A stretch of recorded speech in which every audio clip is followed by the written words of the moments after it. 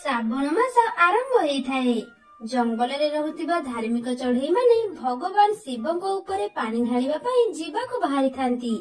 ଆରେ ସୁଇଟି, ତୁ ପାଣି ପାଇଁ ଯିବୁ ନା ଯିବୁନି? କେତେବେଳ ହେଇଗଲାଣି? ଆମେ ଗଲେ ପୁଣି ନଈରୁ ପାଣି ଉଠେଇବା, ଆଉ ତାପରେ ପୁଣି ସେ ଭୟଙ୍କର ଜଙ୍ଗଲକୁ ପାରି କରିବା। ଏତକ କଲା ବେଳକୁ ସଞ୍ଜ ହେଇଯିବ, ବୁଝିଲୁ? ଆରେ ଯାଉଛି ରୁହ, ଖାଲି ବାଜୁ ବାଜୁ ହଉଛନ୍ତି, ମତେ ଟିକେ ମେକଅପ୍ ହେବାକୁ ଦେଲେନି। छी छी छी छी। ଏମିତି କହି ସୁଇଟି ଘରୁ ବାହାରକୁ ଆସିଲା, ଆଉ ତାପରେ ରାଜୁ ସହ ମିଶି ପାଣି ଆଣିବାକୁ ଗଲା। ଆରେ ତୁ ମତେ କହିଲୁ, ତୋ ମୁହଁରେ ତୁ କଣ ମାରିଛୁ? ତୋ ମୁହଁଟା କଣ ଭାରି ଚକମକ କରୁଛି? ମୁଁ କାଇଁ ମୋ ମୁହଁରେ କଣ ମାରିବି? ମୋ ମୁହଁ ତ ସବୁବେଳେ ସେମିତି ହିଁ ସୁନ୍ଦର ଦେଖାଯାଏ। ନାଇଁ, ମତେ ତୋ କଥା ବିଶ୍ୱାସ ହଉନି। ତୁ ପାଣି ଢାଳିକି ଆସିଲେ ମତେ ସବୁ କଥା କହିବୁ, ହେଲା? ହଉ କହିବି, ଆଉ ତତେ ଗୋଟେ ବଢିଆ ଜିନିଷ ବି ଦେବି। ଏମିତି ସେମାନେ କଥାବାର୍ତ୍ତା ହେଇ ହେଇ ନଈ କୂଳରେ ପହଞ୍ଚିଲେ। ନଈ କୂଳରେ ଅନ୍ୟ ଚଢେଇ ମାନେ ବି ପାଣି ନଉଥାନ୍ତି। ରାଜୁ ଓ ସୁଇଟି ମଧ୍ୟ ନଈରୁ ପାଣି ଉଠେଇଲେ, ଆଉ ଶିବଙ୍କ ମନ୍ଦିର ଆଡକୁ ଚାଲିଲେ। ବୋଲ ବମ୍ ହର ହର ବମ୍, ବୋଲ ବମ୍ ହର ହର ବମ୍, ବୋଲ ବମ୍ ହର ହର ବମ୍, ବୋଲ ବମ୍ ହର ହର ବମ୍। ଏମିତି ସେମାନେ ଭଗବାନ ଶିବଙ୍କ ନାମ ଜପ କରି କରି ଆଗକୁ ଗଲେ। ଶିବଙ୍କ ମନ୍ଦିରରେ ପହଞ୍ଚିବାକୁ ତାଙ୍କୁ ଗୋଟେ ବଡ ଜଙ୍ଗଲ ପାର କରିବାକୁ ପଡିବ। ହେଲେ ସେହି ଜଙ୍ଗଲରେ ଶିକାରୀ ଚଢେଇ ମାନେ ରହୁଥାନ୍ତି। ସେମାନେ ଏତେ ଭୟଙ୍କର ଯେ ଦିନ ବେଳା ବି ଚଢେଇ ମାନେ ସେ ଜଙ୍ଗଲରେ ଯିବାକୁ ଭୟ କରନ୍ତି। ଟିକେ ସମୟ ପରେ ଭାରି ଜୋରରେ ବର୍ଷା ହେଲା, ତେଣୁ ସୁଇଟି ଆଉ ରାଜୁ ପାଖରେ ଥିବା ଗୋଟିଏ ଗଛ ତଳେ ରହିଗଲେ। ବାପରେ, କେତେ ଜୋରରେ ବର୍ଷା ହେଉଛି, ଆଉ ତା ସାଙ୍ଗକୁ ବିଜୁଳି ମଧ୍ୟ ମାରୁଛି। ରାଜୁ, ମତେ ଭାରି ଜୋରରେ ଡର ଲାଗୁଛି। ସୁଇଟି, ତୁ ଚିନ୍ତା କରେନା, ଆମର କିଛି ହବନି। ଆମେ ପରା ଦେବଦେବ ମହାଦେବଙ୍କ ପାଖକୁ ପାଣି ନେଇକି ଯାଉଛେ। ଭଗବାନ ଆମର କିଛି ଅସୁବିଧା ହେବାକୁ ଦେବେନି। ହେ ପ୍ରଭୁ ଭୋଳାଶଙ୍କର, ଆମକୁ ଏ ବର୍ଷା ଘଡଘଡିରୁ ରକ୍ଷା କର। ଏମିତି ଟିକେ ସମୟ ବିତିଗଲା, ଆଉ ବର୍ଷା ଛାଡିଗଲା। ହେଲେ ସେତେବେଳକୁ ସଞ୍ଜ ହେଇଯାଇଥାଏ। ସୁଇଟି, ସଞ୍ଜ ହେବାକୁ ତ ଆସିଲାଣି, ଆମେ ତ ଆଉ ଆଗକୁ ଯାଇପାରିବାନି। ଏବେ ଆମେ କଣ କରିବା? ରାଜୁ, ସଞ୍ଜ ହେବାକୁ ଆଉ ଟିକେ ସମୟ ଅଛି, ତେଣୁ ମୁଁ ଭାବୁଛି ଏଠି ଆମେ ନ ରହି ଆଗରେ ଥିବା ଜଙ୍ଗଲକୁ ଆମେ ପାରି କରି ପଳେଇବା। ଆରେ ବାପରେ, ତୁ କଣ ପାଗଳ ହେଇଗଲୁ କି? ଆରେ ତୁ ଜାଣିଛୁଟି, ଏ ଜଙ୍ଗଲ କେତେ ଭୟଙ୍କର? ଏ ଜଙ୍ଗଲରେ ବହୁତ ଭୟଙ୍କର ଚଢେଇ ମାନେ ଅଛନ୍ତି। ଏବେ ଆମେ ଗଲେ ସେମାନେ ଆମକୁ ମାରି ଖାଇଦେବେ। କଣ ହେଲା? ସେ ଜଙ୍ଗଲରେ ଶିକାରୀ ଚଢେଇ ମାନେ ଅଛନ୍ତି। ହେ ପ୍ରଭୁ ଭୋଳାଶଙ୍କର, ଆମକୁ ରକ୍ଷା କର। ରାଜୁ, ଏବେ ଆମେ କଣ କରିବା? ଚାଲ ଆଉ ଟିକେ ଆଗକୁ ଯିବା, ଆଉ ଗୋଟେ ଭଲ ଜାଗା ଦେଖି ସେଇଠି ରହିଯିବା। ହଁ ଚାଲ।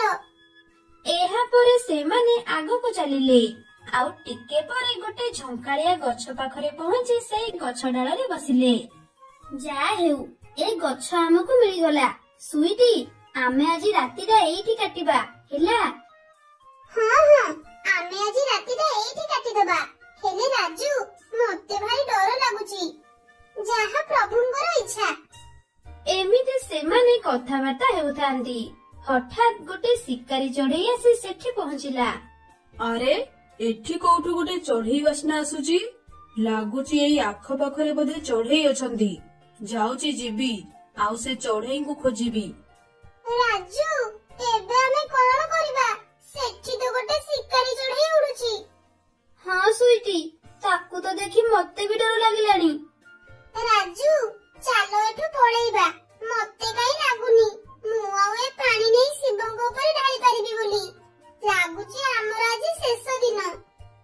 ଏଇ ପାଖରୁ ତ କୋଉଠୁ ଚଢେଇଙ୍କ ବାସ୍ନା ଆସୁଛି, ହେଲେ ସେମାନେ କୋଉଠି ଲୁଚିଛନ୍ତି? ହଁ, ଯାଉଛି, ଆଉ ଟିକେ ଏଇ ଆଖପାଖ ଖୋଜି ଦେଖିବି। ଏମିତି କହି ଶିକାରୀ ଚଢେଇ ଭଲ ଭାବେ ଆଖପାଖ ଖୋଜିଲା, ଆଉ ଟିକେ ସମୟ ଖୋଜିବା ପରେ ସେ ଶିକାରୀ ଚିଲ ରାଜୁ ଓ ସୁଇଟିଙ୍କୁ ଦେଖି ନେଲା। ରାଜୁ ଓ ସୁଇଟି ଶିକାରୀ ଚିଲଙ୍କୁ ଦେଖି ଡରିଗଲେ। ଓ, ତମେ ମାନେ ତାହେଲେ ଏଇଠି ବସିଛ ନାଇଁ? ଆଉ ମୁଁ ତୁମକୁ ସିଆଡେ ଖୋଜୁଛି। ଯାହା ହେଉ, ତମେ ମାନେ ମିଳିଗଲ, ଭଲ ହେଲା। ଆଜି ମୁଁ ତୁମମାନଙ୍କ ମାଂସ ଖାଇ ମୋ ଭୋକ ମେଣ୍ଟେଇବି। ହେ ପ୍ରଭୁ, ଆମକୁ ସାହାଯ୍ୟ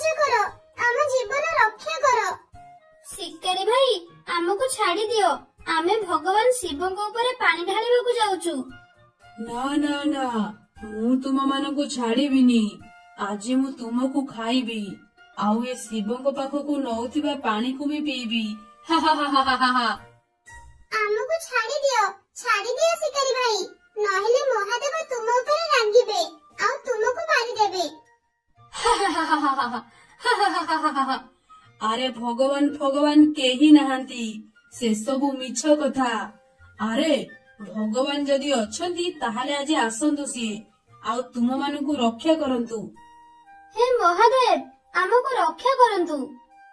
ରାଜୁ ଏମିତି କହୁଥାଏ, ହଠାତ୍ ବିଜୁଳି ସାଙ୍ଗକୁ ଜୋରରେ ବର୍ଷା ହେଲା, ଆଉ ସେହି ସମୟରେ ଗୋଟେ ତ୍ରିଶୂଳ ଉଡ଼ି ଆସି ସେଠି ପହଞ୍ଚିଲା। ପ୍ରଭୁ ଆସିଗଲେ, ମୋ ପ୍ରଭୁ ଆସିଗଲେ। ହେ ହେ ହେ ହେ ହେ, ଇଏ କଣ? ଇଏ ଗୋଟେ 3 ମୁଣ୍ଡିଆ କଣ୍ଟା ପରି ଦିଶୁଛି। ଶିକାରୀ ଚଢେଇ ଏମିତି କହୁଥାଏ। ହଠାତ୍ ସେ ତ୍ରିଶୂଳଟି ସିଧା ଯାଇ ଶିକାରୀ ଚଢେଇର ପେଟରେ ବସିଗଲା, ଆଉ ଶିକାରୀ ଚଢେଇ ସିଧା ଯାଇ ତଳେ ପଡିଲା। ରାଜୁ ଓ ସୁଇଟି ଭଗବାନଙ୍କର ଏମିତି ଚମତ୍କାର ଦେଖି ବହୁତ ଖୁସି ହେଲେ। ହଠାତ୍ ସେହି ସମୟରେ ଆକାଶର ଶୂନ୍ୟବାଣୀ ହେଲା। ରାଜୁ, ସୁଇଟି, ତୁମେମାନେ ଭୟ କରନି, ମୁଁ ତୁମମାନଙ୍କ ସହ ଅଛି। ଶୂନ୍ୟବାଣୀ ଶୁଣି ରାଜୁ ଓ ସୁଇଟି ଭଗବାନଙ୍କୁ ପ୍ରଣାମ କଲେ। ହର ହର ମହାଦେବ, ହର ହର ମହାଦେବ, ହର ହର ମହାଦେବ, ହର ହର ମହାଦେବ। ଏମିତି ସେ ରାତି କଟିଲା। ପରଦିନ ରାଜୁ ଓ ସୁଇଟି ମନ୍ଦିରରେ ପହଞ୍ଚି ଶିବଙ୍କ ଉପରେ ପାଣି ଢାଳିଲେ, ଆଉ ଖୁସିରେ ଘରକୁ ଫେରିଲେ। ଏହି ଜଙ୍ଗଲରେ ଶିକାରୀ ଚଢେଇ ମାନେ ରହୁଥାନ୍ତି। ସେମାନେ ଏତେ ଭୟଙ୍କର ଯେ ଦିନ ବେଳା ବି ଚଢେଇ ମାନେ ସେ ଜଙ୍ଗଲରେ ଯିବାକୁ ଭୟ କରନ୍ତି। ଟିକେ ସମୟ ପରେ ଭାରି ଜୋରରେ ବର୍ଷା ହେଲା, ତେଣୁ ସୁଇଟି ଆଉ ରାଜୁ ପାଖରେ ଥିବା ଗୋଟିଏ ଗଛ ତଳେ ରହିଗଲେ। ବାପରେ, କେତେ ଜୋରରେ ବର୍ଷା ହେଉଛି, ଆଉ ତା ସାଙ୍ଗକୁ ବିଜୁଳି ମଧ୍ୟ ମାରୁଛି। ରାଜୁ, ମତେ ଭାରି ଜୋରରେ ଡର ଲାଗୁଛି। ସୁଇଟି, ତୁ ଚିନ୍ତା କରେନା, ଆମର କିଛି ହବନି। ଆମେ ପରା ଦେବଦେବ ମହାଦେବଙ୍କ ପାଖକୁ ପାଣି ନେଇକି ଯାଉଛେ। ଭଗବାନ ଆମର କିଛି ଅସୁବିଧା ହେବାକୁ ଦେବେନି। ହେ ପ୍ରଭୁ ଭୋଳାଶଙ୍କର, ଆମକୁ ଏ ବର୍ଷା ଘଡଘଡିରୁ ରକ୍ଷା କର। ଏମିତି ଟିକେ ସମୟ ବିତିଗଲା, ଆଉ ବର୍ଷା ଛାଡିଗଲା। ହେଲେ ସେତେବେଳକୁ ସଞ୍ଜ ହେଇଯାଇଥାଏ। ସୁଇଟି, ସଞ୍ଜ ହେବାକୁ ତ ଆସିଲାଣି, ଆମେ ତ ଆଉ ଆଗକୁ ଯାଇପାରିବାନି। ଏବେ ଆମେ କଣ କରିବା? ରାଜୁ, ସଞ୍ଜ ହେବାକୁ ଆଉ ଟିକେ ସମୟ ଅଛି, ତେଣୁ ମୁଁ ଭାବୁଛି ଏଠି ଆମେ ନ ରହି ଆଗରେ ଥିବା ଜଙ୍ଗଲକୁ ଆମେ ପାରି କରି ପଳେଇବା। ଆରେ ବାପରେ, ତୁ କଣ ପାଗଳ ହେଇଗଲୁ କି? ଆରେ ତୁ ଜାଣିଛୁଟି ଏ ଜଙ୍ଗଲ କେତେ ଭୟଙ୍କର?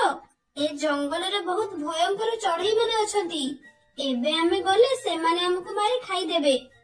କଣ ହେଲା? ସେ ଜଙ୍ଗଲରେ ଶିକାରୀ ଚଢେଇ ମାନେ ଅଛନ୍ତି। ହେ ପ୍ରଭୁ ଭୋଳାଶଙ୍କର, ଆମକୁ ରକ୍ଷା କର। ରାଜୁ, ଏବେ ଆମେ କଣ କରିବା? ଚାଲ ଆଉ ଟିକେ ଆଗକୁ ଯିବା, ଆଉ ଗୋଟେ ଭଲ ଜାଗା ଦେଖି ସେଇଠି ରହିଯିବା। ହଁ ହଁ, ଚାଲ। ଏହା ପରେ ସେମାନେ ଆଗକୁ ଚାଲିଲେ, ଆଉ ଟିକେ ପରେ ଗୋଟେ ଝଙ୍କାଳିଆ ଗଛ ପାଖରେ ପହଞ୍ଚି ସେଇ ଗଛ ଡାଳରେ ବସିଲେ। ଯାହା ହେଉ, ଏ ଗଛ ଆମକୁ ମିଳିଗଲା। ସୁଇଟି, ଆମେ ଆଜି ରାତିଟା ଏଇଠି କାଟିବା, ହେଲା? ହଁ ହଁ, ଆମେ ଆଜି ରାତିଟା ଏଇଠି କାଟିଦବା। ହେଲେ ରାଜୁ, ମତେ ଭାରି ଡର ଲାଗୁଛି। ଯାହା ପ୍ରଭୁଙ୍କର ଇଚ୍ଛା। ଏମିତି ସେମାନେ କଥାବାର୍ତ୍ତା ହେଉଥାନ୍ତି। ହଠାତ୍ ଗୋଟେ ଶିକାରୀ ଚଢେଇ ଆସି ସେଠି ପହଞ୍ଚିଲା। ଆରେ, ଏଠି କୋଉଠୁ ଗୋଟେ ଚଢେଇ ବାସ୍ନା ଆସୁଛି। ଲାଗୁଛି ଏଇ ଆଖପାଖରେ ବୋଧେ ଚଢେଇ ଅଛନ୍ତି। ଯାଉଛି ଯିବି, ଆଉ ସେ ଚଢେଇଙ୍କୁ ଖୋଜିବି। ରାଜୁ, ଏବେ ଆମେ କଣ କରିବା? ସେଠି ତ ଗୋଟେ ଶିକାରୀ ଚଢେଇ ଉଡୁଛି। ହଁ ସୁଇଟି, ତାକୁ ତ ଦେଖି ମତେ ବି ଡର ଲାଗିଲାଣି। ରାଜୁ, ଚାଲ ଏଠୁ ପଳେଇବା। ମତେ କାଇଁ ଲାଗୁନି ମୁଁ ଆଉ ଏ ପାଣି ନେଇ ଶିବଙ୍କ ଉପରେ ଢାଳି ପାରିବି ବୋଲି। ଲାଗୁଛି ଆମର ଆଜି ଶେଷ ଦିନ। ଏଇ ପାଖରୁ ତ କୋଉଠୁ ଚଢେଇଙ୍କ ବାସ୍ନା ଆସୁଛି, ହେଲେ ସେମାନେ କୋଉଠି ଲୁଚିଛନ୍ତି? ହଁ, ଯାଉଛି, ଆଉ ଟିକେ ଏଇ ଆଖପାଖ ଖୋଜି ଦେଖିବି। ଏମିତି କହି ଶିକାରୀ ଚଢେଇ ଭଲ ଭାବେ ଆଖପାଖ ଖୋଜିଲା, ଆଉ ଟିକେ ସମୟ ଖୋଜିବା ପରେ ସେ ଶିକାରୀ ଚିଲ ରାଜୁ ଓ ସୁଇଟିଙ୍କୁ ଦେଖି ନେଲା। ରାଜୁ ଓ ସୁଇଟି ଶିକାରୀ ଚିଲଙ୍କୁ ଦେଖି ଡରିଗଲେ। ଓ, ତମେ ମାନେ ତାହେଲେ ଏଇଠି ବସିଛ ନାଇଁ? ଆଉ ମୁଁ ତୁମକୁ ସିଆଡେ ଖୋଜୁଛି। ଯାହା ହେଉ ତମେ ମାନେ ମିଳିଗଲ ଭଲ ହେଲା। ଆଜି ମୁଁ ତୁମମାନଙ୍କ ମାଂସ ଖାଇ ମୋ ଭୋକ ମେଣ୍ଟେଇବି। ହେ ପ୍ରଭୁ, ଆମକୁ ସାହାଯ୍ୟ କର, ଆମ ଜୀବନ ରକ୍ଷା କର। ଶିକାରୀ ଭାଇ, ଆମକୁ ଛାଡି ଦିଅ। ଆମେ ଭଗବାନ ଶିବଙ୍କ ଉପରେ ପାଣି ଢାଳିବାକୁ ଯାଉଛୁ। ନା ନା ନା, ମୁଁ ତୁମମାନଙ୍କୁ ଛାଡିବିନି। ଆଜି ମୁଁ ତୁମକୁ ଖାଇବି, ଆଉ ଏ ଶିବଙ୍କ ପାଖକୁ ନଉଥିବା ପାଣିକୁ ବି ପିଇବି। ହା ହା ହା ହା ହା ହା। ଆମକୁ ଛାଡି ଦିଅ ଶିକାରୀ ଭାଇ, ନହେଲେ ମହାଦେବ ତୁମ ଉପରେ ରାଗିବେ ଆଉ ତୁମକୁ ମାରିଦେବେ। ଆରେ ଭଗବାନ ଭଗବାନ କେହି ନାହାନ୍ତି, ସେସବୁ ମିଛ କଥା। ଆରେ ଭଗବାନ ଯଦି ଅଛନ୍ତି ତାହେଲେ ଆଜି ଆସନ୍ତୁ ସିଏ, ଆଉ ତୁମମାନଙ୍କୁ ରକ୍ଷା କରନ୍ତୁ। ହେ ମହାଦେବ, ଆମକୁ ରକ୍ଷା କରନ୍ତୁ। ରାଜୁ ଏମିତି କହୁଥାଏ, ହଠାତ୍ ବିଜୁଳି ସାଙ୍ଗକୁ ଜୋରରେ ବର୍ଷା ହେଲା, ଆଉ ସେହି ସମୟରେ ଗୋଟେ ତ୍ରିଶୂଳ ଉଡ଼ି ଆସି ସେଠି ପହଞ୍ଚିଲା। ପ୍ରଭୁ ଆସିଗଲେ, ମୋ ପ୍ରଭୁ ଆସିଗଲେ। ଇଏ କଣ? ଇଏ ଗୋଟେ 3 ମୁଣ୍ଡିଆ କଣ୍ଟା ପରି ଦିଶୁଛି। ଶିକାରୀ ଚଢେଇ ଏମିତି କହୁଥାଏ। ହଠାତ୍ ସେ ତ୍ରିଶୂଳଟି ସିଧା ଯାଇ ଶିକାରୀ ଚଢେଇର ପେଟରେ ବସିଗଲା, ଆଉ ଶିକାରୀ ଚଢେଇ ସିଧା ଯାଇ ତଳେ ପଡିଲା। ରାଜୁ ଓ ସୁଇଟି ଭଗବାନଙ୍କର ଏମିତି ଚମତ୍କାର ଦେଖି ବହୁତ ଖୁସି ହେଲେ। ହଠାତ୍ ସେହି ସମୟରେ ଆକାଶରୁ ଶୂନ୍ୟବାଣୀ ହେଲା। ରାଜୁ, ସୁଇଟି, ତୁମେମାନେ ଭୟ କରନି, ମୁଁ ତୁମମାନଙ୍କ ସହ ଅଛି। ଶୂନ୍ୟବାଣୀ ଶୁଣି ରାଜୁ ଓ ସୁଇଟି ଭଗବାନଙ୍କୁ ପ୍ରଣାମ କଲେ। ହର ହର ମହାଦେବ, ହର ହର ମହାଦେବ, ହର ହର ହର ହର ମହାଦେବ, ମହାଦେବ, ହର ହର ମହାଦେବ। ଏମିତି ସେ ରାତି କଟିଲା। ପରଦିନ ରାଜୁ ଓ ସୁଇଟି ମନ୍ଦିରରେ ପହଞ୍ଚି ଶିବଙ୍କ ଉପରେ ପାଣି ଢାଳିଲେ, ଆଉ ଖୁସିରେ ଘରକୁ ଫେରିଲେ।